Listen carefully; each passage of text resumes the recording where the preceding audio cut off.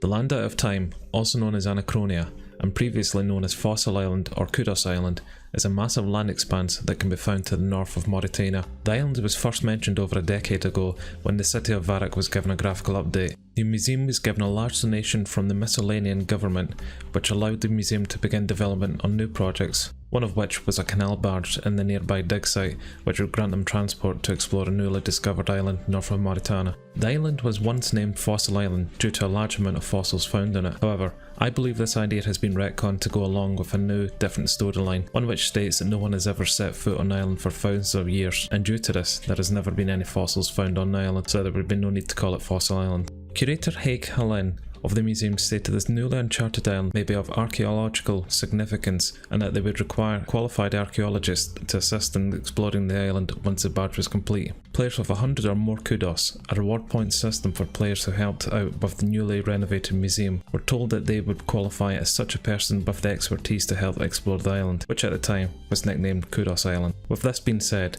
there has been no recent mentions that kudos will be required to visit the island once released. The barge itself was originally designed and worked on by students and interns of the museum rather than by professional skilled labour. This ended up causing several versions of the barge to be developed over the years due to previous barge designs usually ending up meeting comedic failure. These failures continued over the decade until recent, where King Roald of Varrock suddenly intervened due to a new threat imposing on the world. The following will contain some spoilers and the recent quest, Desperate Times.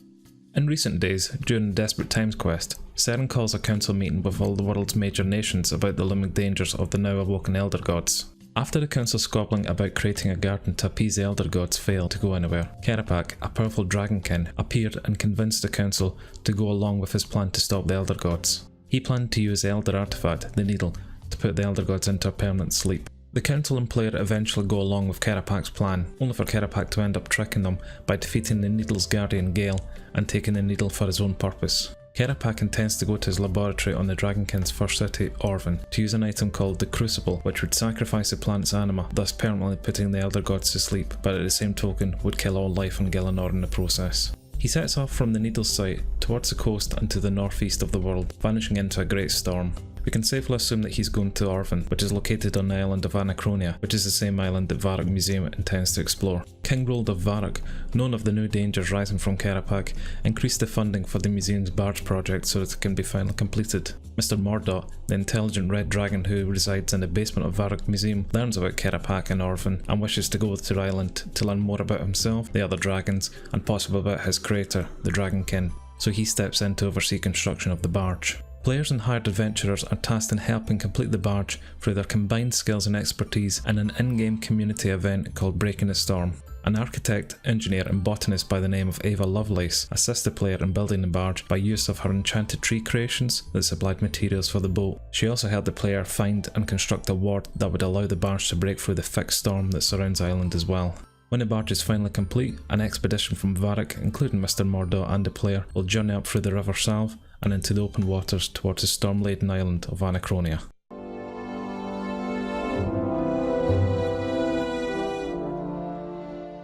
So what do we actually know about the island itself? The island is said to have quite a large landmass, which taking the island and comparing its size to other areas of the game, we can see it may be roughly the same size as Menethos, although the island may differ in size when released and the storm clouds surrounding the island are removed. The island itself is split over several biomes, each with their own unique fauna and flora. From concept art shown on RuneScape livestreams, we can see there will be at least 3 different biomes: a jungle, a canyon area, and a swamp. There are also the ruins of an ancient civilization scattered amongst these biomes, which ruins will most likely be from the Dragonkin. The island itself is said to be very ancient and has a very prehistoric feel to it, what with the giant plants and dinosaurs roaming around on it. The jungle seems to be one of the biggest biomes of the island and also appear to house most of the flora on the island.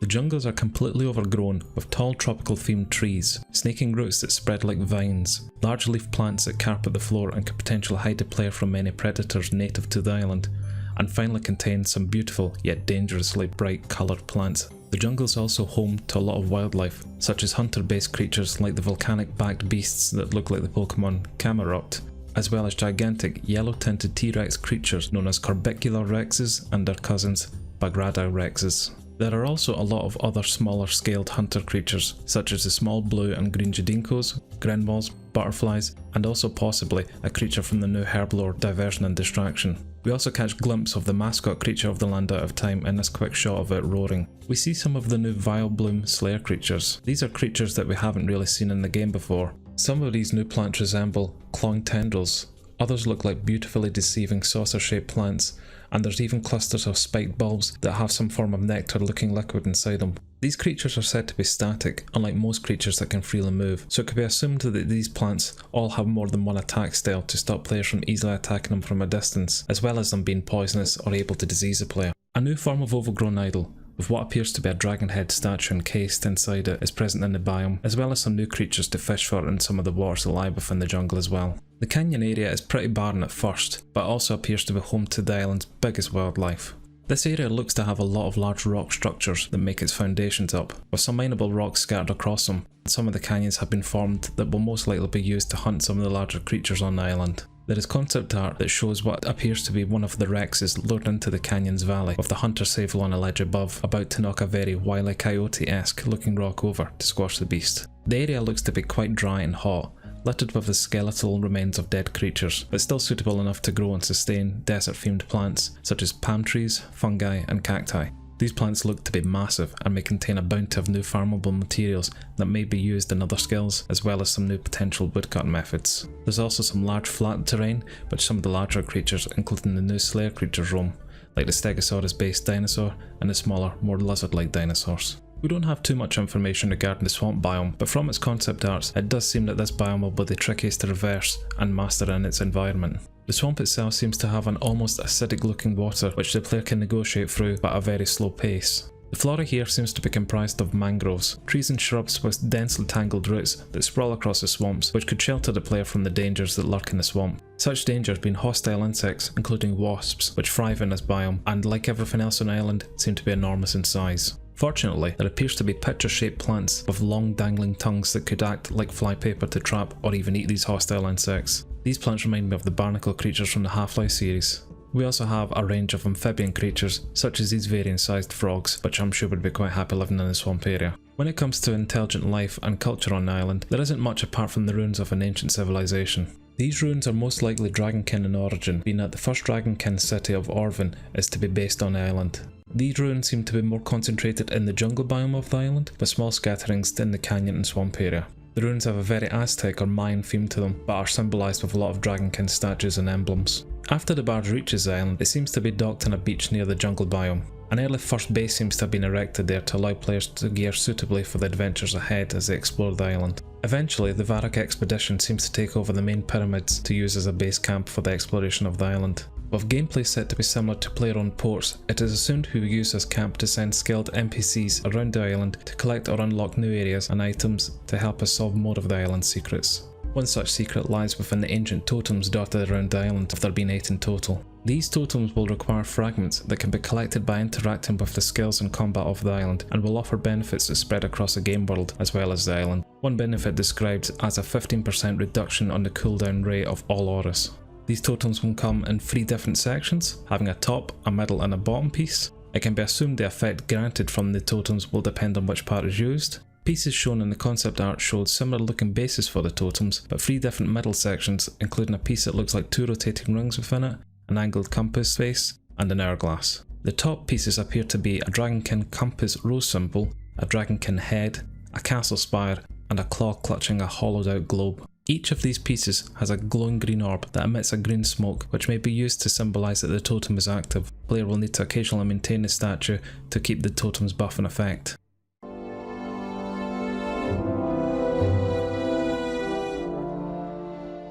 Throughout the island, there will be a lengthy agility course that connects all the biomes together, making for the fastest and easiest way to traverse the island. The agility course has several areas for the player to hop in and out of to explore that area, and the player can also go at any direction on the agility course rather than it being like the linear models of most of the other agility courses in the game.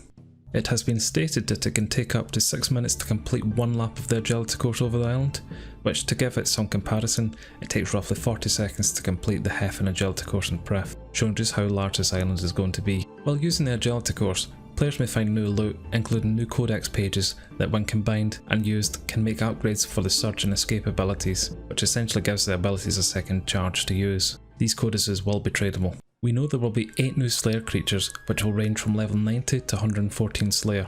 These creatures will be a mixture of the already mentioned Vilebloom and dinosaur creatures. A new Slayer master called Anachronia will require 90 Slayer and 120 combat to get all the tasks from. She's a warrior from the east, possibly from the Bushanka Wilds, but travelled westward to get away from the violence she grew up in. She will have similar assignments to Morvran and Pref, but will assign a new type of Slayer task known as cluster tasks. Cluster tasks will give the player a generalised Slayer task to do, which will allow the player to kill a range of different creatures in that Slayer type rather than a specific creature. The example given was a cluster dragon task that allowed the player to kill any form of dragon to complete the task rather than a specific dragon type. With the Land Out of Time update, the hunter modernisation system will be brought in and a new form of hunting called big game hunting will be introduced. There will be 9 new creatures to hunt ranging from level 75 to 96. A new mechanic, shown as a large vision radius around the creature, is being brought in that will require the player to keep out of view of the hunter creature so as to either not scare the creature off or, for more likely, so that the creature does not become hostile to the player.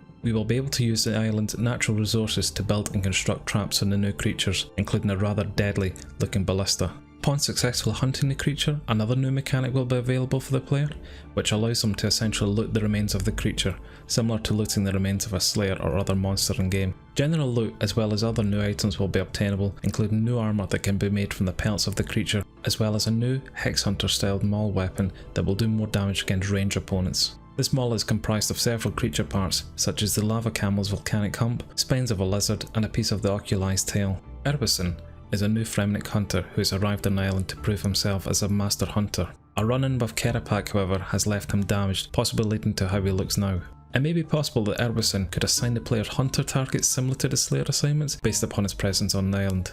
A new range weapon, the blowpipe, has also been quickly shown, which consists of parts of creatures similar to the maul. The level of this weapon is yet unknown, and it is unknown if it will be a drop from a creature or created by the player, but it has parts of the venomous and ripper lizard as well as the plates and bones of some larger dinosaurs.